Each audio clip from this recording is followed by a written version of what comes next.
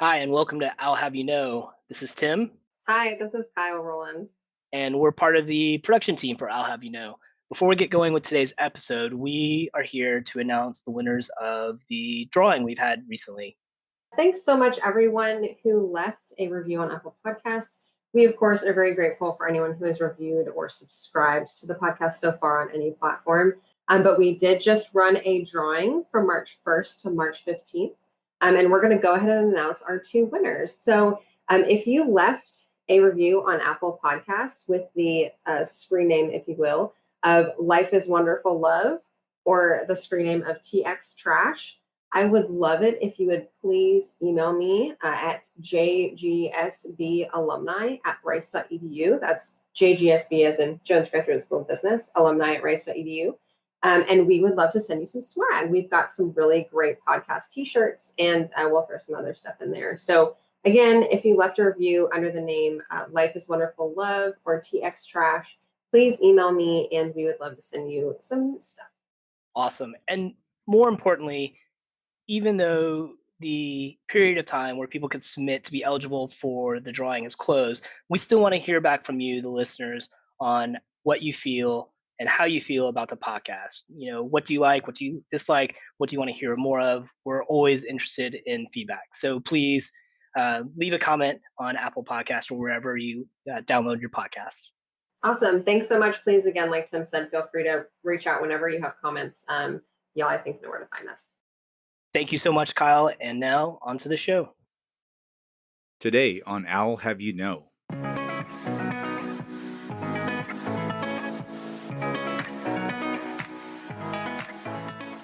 While industry started working really hard to understand leader development and provide competency maps and doing all kinds of other things, colleges and universities were taking students on retreats and making s'mores and bringing in speakers that are inspiring but have a half-life of about 48 hours.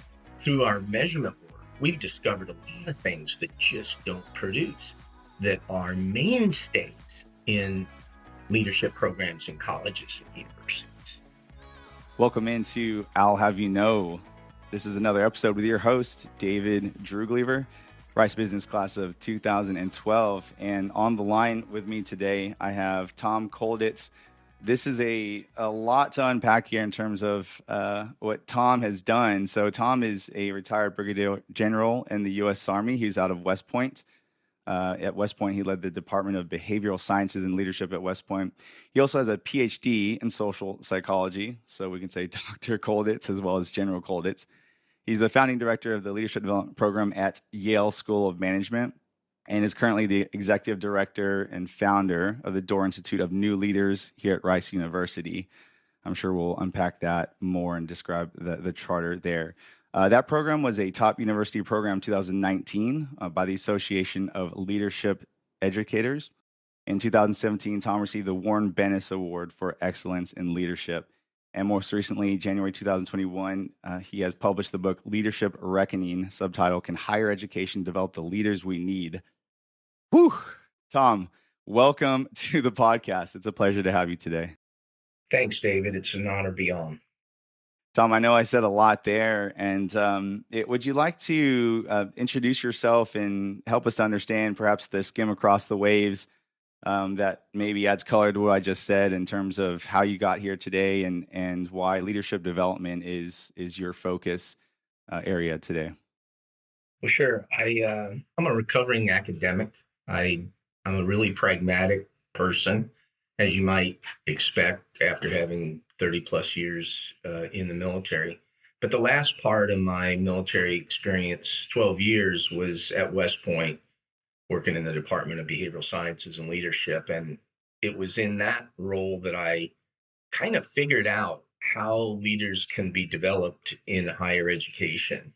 And so I took some of those learnings to Yale with me when I left the Army, and made some mistakes and had some big wins. And then I was asked to come to Rice to do the Doerr Institute, which is my fifth leader development startup.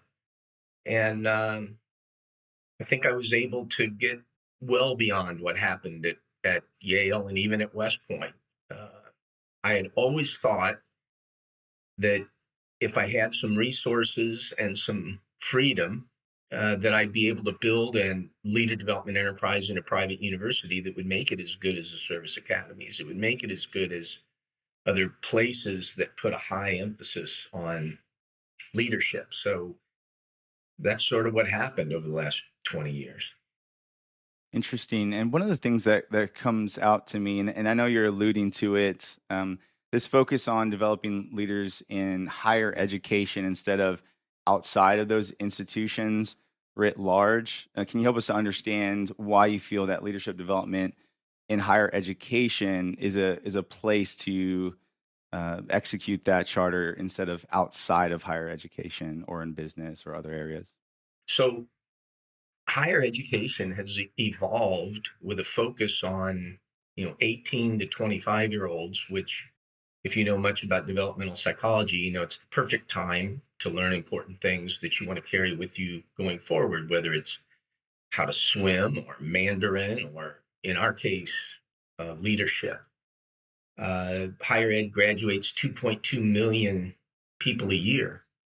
And our early research with the Doerr Institute has pointed out that just getting a 4-year degree doesn't really equip you to lead at all. There's not even an incremental growth in a good leadership measure like leader identity or something else. So we took it upon ourselves to focus on higher ed. Business schools just aren't big enough. Business schools graduate about 100,000 people a year, and probably the University of Texas system graduates more than that.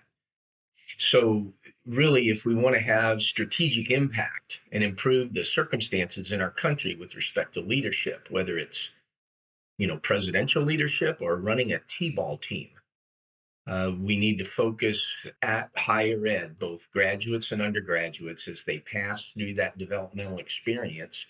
And instead of merely equipping them with an education, we need to give them the tools to constructively apply that education in whatever field they're going to be in. Right now, higher ed fails at that. Yeah, that's a lot in terms of calling out the failure, and I know that's the crux of your book, essentially this reckoning of leadership. Before I go into that, which I think will be fascinating, I'm sure you get the question all the time, what is a leader? And I can see from the collaterals that are public, the statement that everyone can be a leader, and also that at the Doerr Institute, you don't define leadership for people, you define that for yourself in terms of becoming the leader that you want to be. So what does that look like for folks? Because I think the traditional modality is, here's what a leader looks like, be this thing. But from what I understand is you're saying that you get to create that yourself. So what does that process and framework look like in terms of people that are learning from you, creating their own definition strategy of what a leader is? After studying academic leadership for a long, long time, I'm pretty convinced that no one, and I mean no one, can provide a constructive definition of what leadership is. We see leaders, we understand a lot about what good leaders do, what poor leaders do, and that turns into a constellation of individual qualities, behaviors, sometimes called competencies, which are easy to measure and relatively easy to train, emotional changes like self-confidence and self-awareness and empathy, and we know how to measure that, and cognitive shifts, the most important of which we think is leader identity, or the sense that an individual believes they're a leader, has confidence in their leadership ability, will seek out leader roles later in their lives.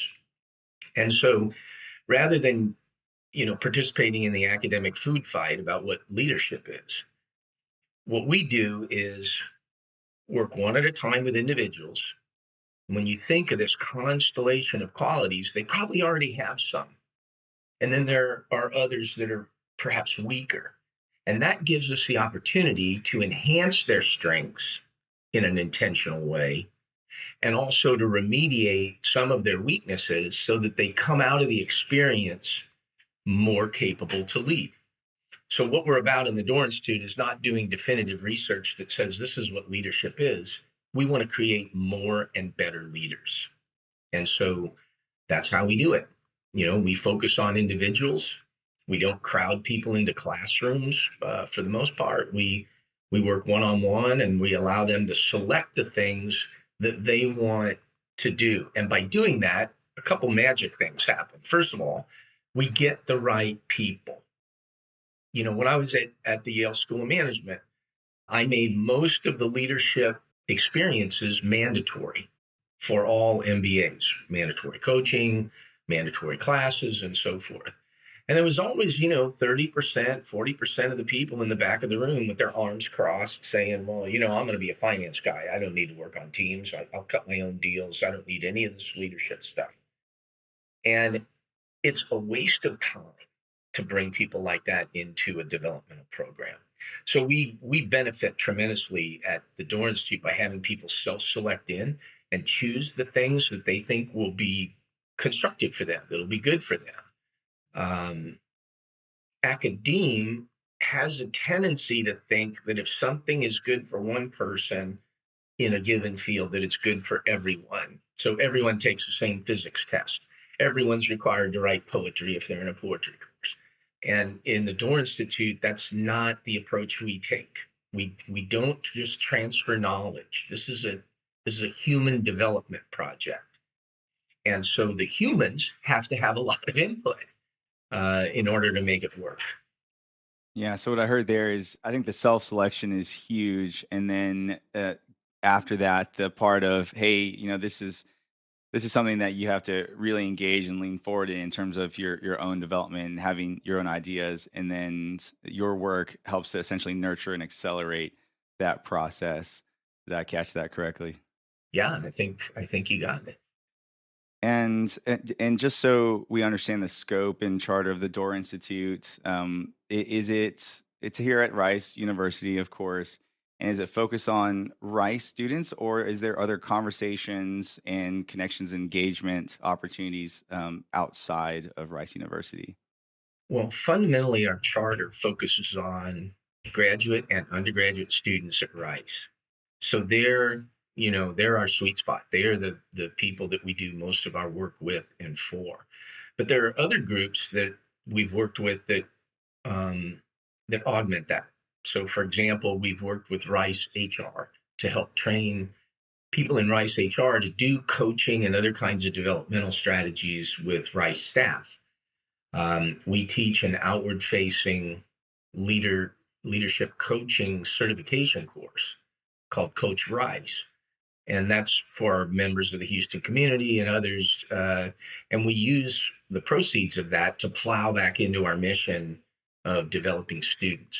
We also have alumni programming that we have set up. It's very similar to what we do internally at Rice, but alumni can participate in it by giving a donation to the program. And that, once again, helps us develop more Rice students. It also makes all of our programming available to alumni who want to participate. And then lastly, we occasionally work with others outside in industry. So, for example, we have a multi-session workshop called Catalyst that we have designed, and it's very successful at Rice. And Fortune magazine has basically borrowed that from us, put it into their Fortune Connect platform when they teach and train Fortune 500 leaders, and they've invited us to that platform. So we've done work with them, with their leaders, and in a Catalyst module. And we're also consulting mostly on measurement. We're really focused on measuring outcomes and making sure that we're not just entertaining people, that we're actually developing them. And so recently the Obama Foundation reached out, and we're working with them on how to measure growth in Obama fellows. I like the idea of measuring outcomes, and I think of for business leaders especially, it's a conversation around, hey, if we can't measure it, then there's no progress, or we can't validate this effort was worth it. So can you unpack that a little bit more? What does it look like to measure those outcomes what do those performance indicators look like, and how is progress shown inside of those outcomes that are measured? So, step one is to forget the truism that leadership or the ability to lead can't be measured. It can definitely be measured. And the people who usually say that just don't know a lot about measurement. They just don't understand how to do it. It's a mistake to try to measure leadership as a fully integrated concept for reasons we've already described. It's impossible to define. It doesn't mean the same thing to every person. And consequently, we measure known psychological variables that we know if a person grows in their capacity to lead, they're going to increase on those variables. So behaviorally, we measure skills like delegating or giving feedback or any other communicating, a number of leader skills. And we measure it not only in the person who is learning to lead, but also the people around them so that we can get a more valid representation of how they're presenting. Emotionally, we measure things like empathy, self-regulation. We give most of our students an emotional intelligence measure, which is fed back to them by a professional coach who's trained in that measure. And then we can work on some of these limiting emotional characteristics, fear and lack of confidence and so forth. And then we also measure cognitions. What are people's beliefs about their own leadership? Do they have an identity that is increasingly one of being a leader, or do they not? And we have an identity scale score on every student at Rice because we've integrated it into the survey of all students.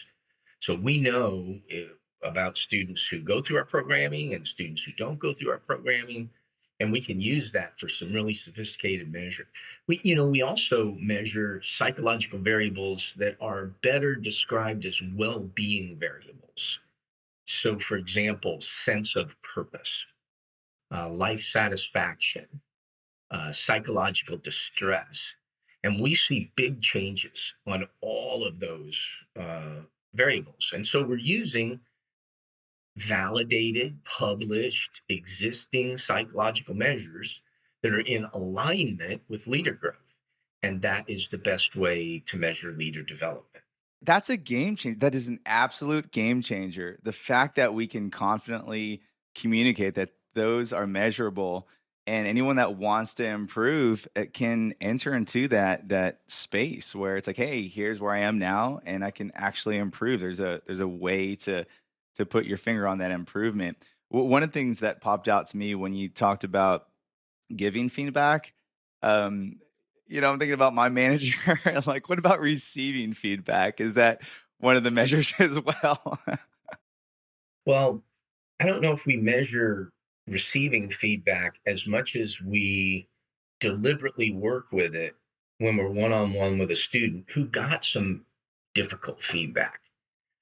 The ability to work one on one allows you to go straight to the root causes or the root challenges for that individual.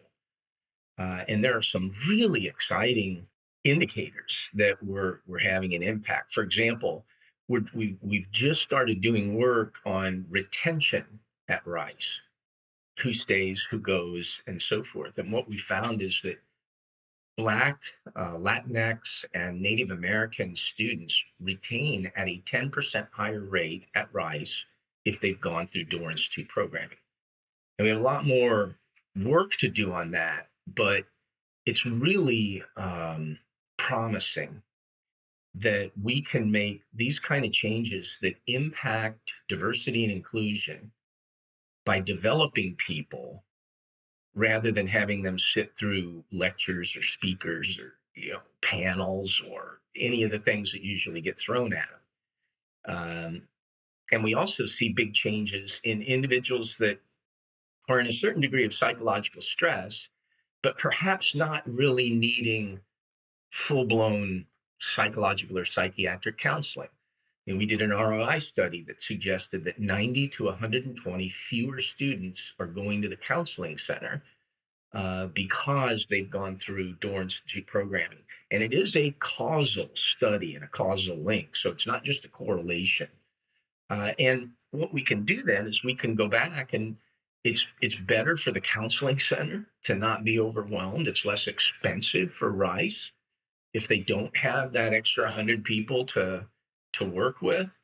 And we're probably reaching a lot of people who wouldn't go to the counseling center, but they're willing to have a professional leadership coach. So all kinds of really good second and third order effects here when you start measuring outcomes seriously. And most schools don't. Most of them measure process. Did the students like it? Was the food good? Would they recommend it to other people? That sort of measurement, and that's really not useful. I think that's a great segue into leadership reckoning in your book. And I like how it's described.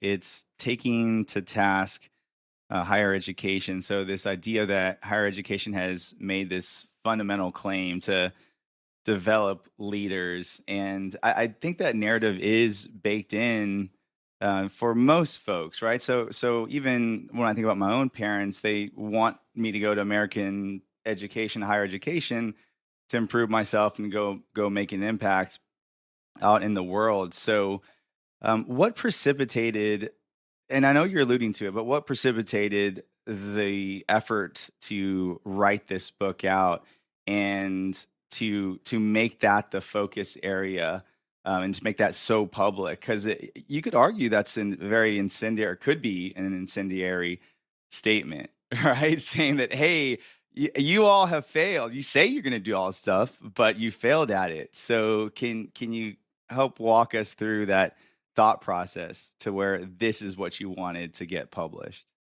Well, sure. The first step in fixing something that's broken is recognizing that it's broken. And I have huge faith in higher education once they recognize a need and put their minds to it. There's no problems that can't be solved by higher ed. But for some reason, this notion of leader development has taken a back seat to just plain old education, making a better physics graduate or a better music graduate or what have you. And, universities are individual performer cultures. Unless it's in the athletic department, they're really not team focused. There are some labs and some engineering projects courses, but for the most part, you get graded on your work. Faculty members get promoted on their research, their teaching, their service. And so while industry started working really hard to understand leader development and provide competency maps and doing all kinds of other things, colleges and universities were taking students on retreats and making s'mores and bringing in speakers that are inspiring but have a half-life of about 48 hours. Through our measurement work, we've discovered a lot of things that just don't produce, that are mainstays in leadership programs in colleges and universities. Leadership speakers, they have very little effect. TED Talks, very little effect on people in terms of their capacity to lead increasing. Single session workshops, academic instruction in leadership, which we promote and we approve of, but sometimes people are tricked into thinking that by going to a leadership course, you're going to become a better leader. And that does not generally happen. There's a knowledge transfer, like in any organization behavior or psychology course. But in order to get better as a leader, you have to work at it with some help.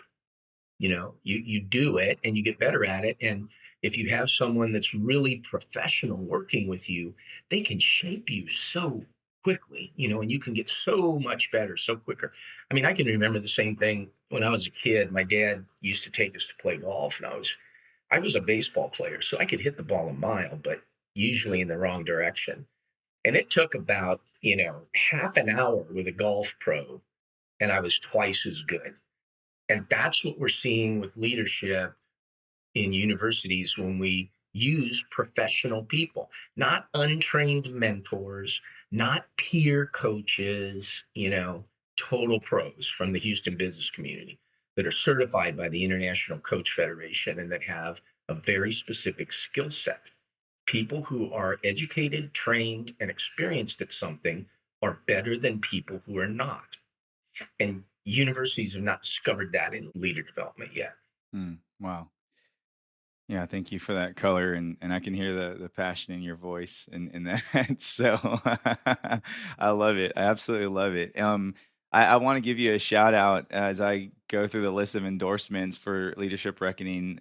Al Gore's at the top of the list, which is awesome. I don't know how you pulled that off, but that's fantastic. And then the other one that really popped out to me was Klaus Schwab, who's the founder and chairman of the World Economic Forum.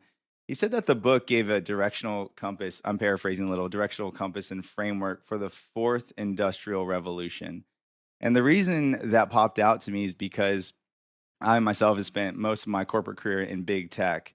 And so as we think about things like AI and machine to machine interactions, the pace of technology moving, that makes sense to me in terms of the need for leadership, because now you start talking about morality and ethics in big tech, and that's of course been all the rage to talk about for many years. So not to get too myopic on tech, but as you see this process of being better, or higher education being better at developing leaders, and as we look forward into how the world is evolving, being more interconnected, what do you see that impact and how the future leaders are going to engage in this fourth industrial revolution, in this age where everything is about tech and how tech intersects with humanity and organizations?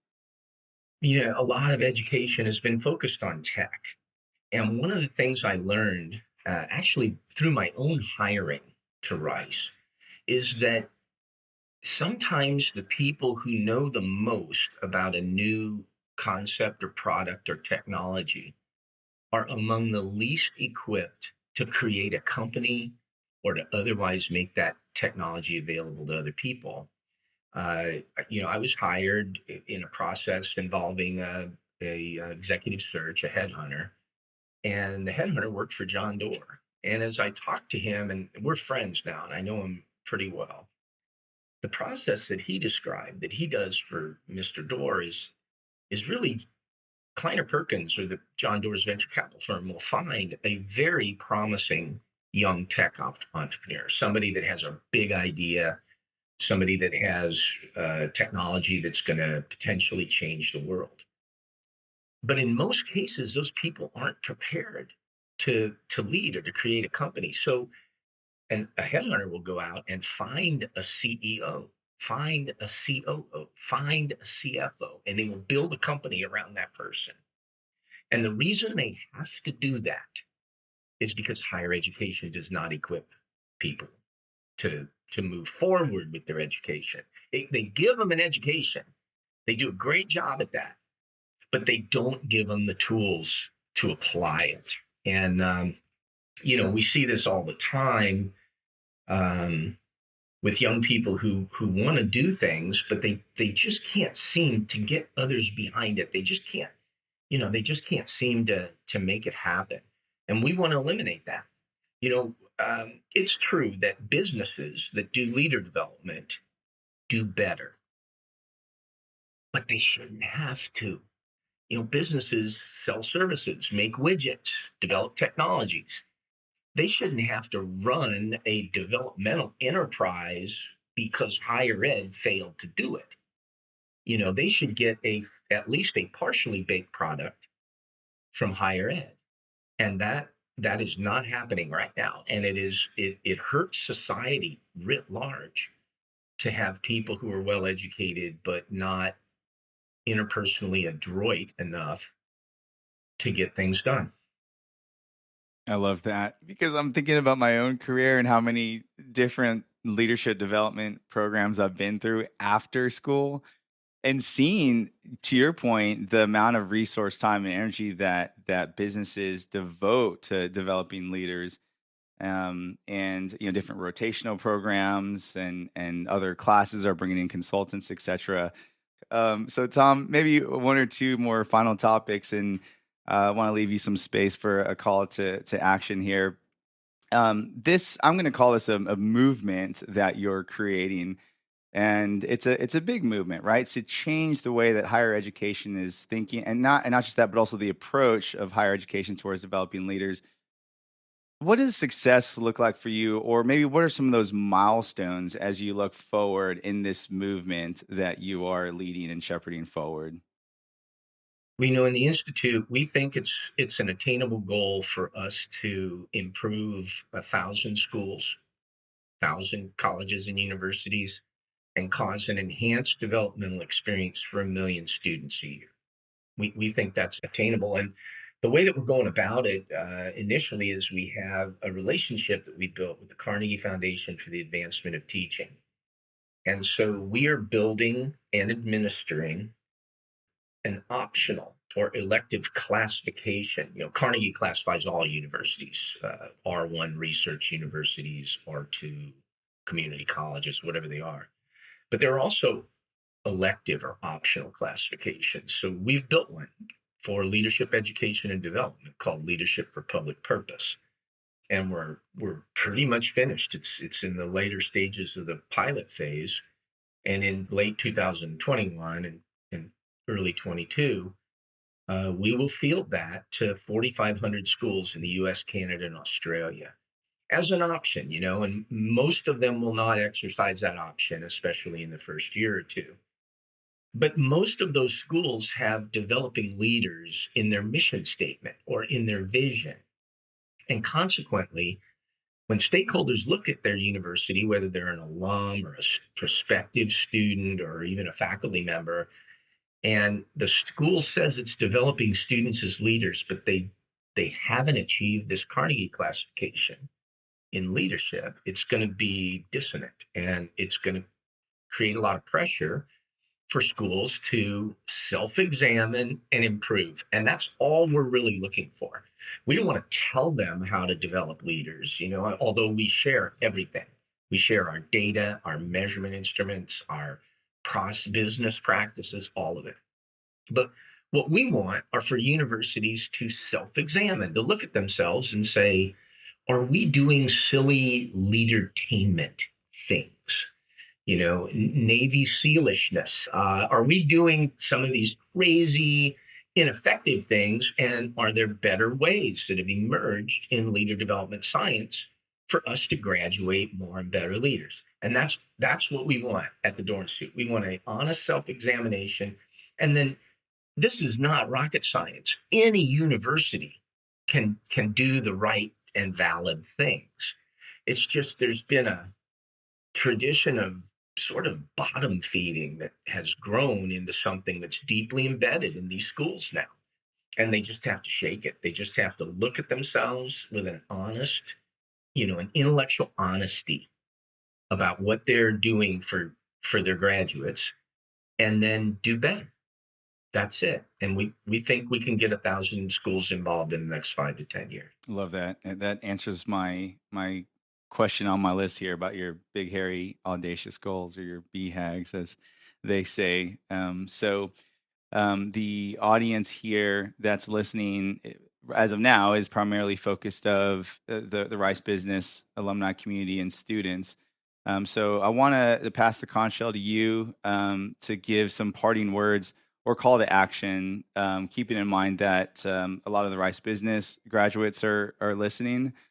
So what is your call to action for the folks that are listening, given that audience? And what else would you like to provide in terms of how to learn more and about your book or the Doerr Institute, and how to connect with you?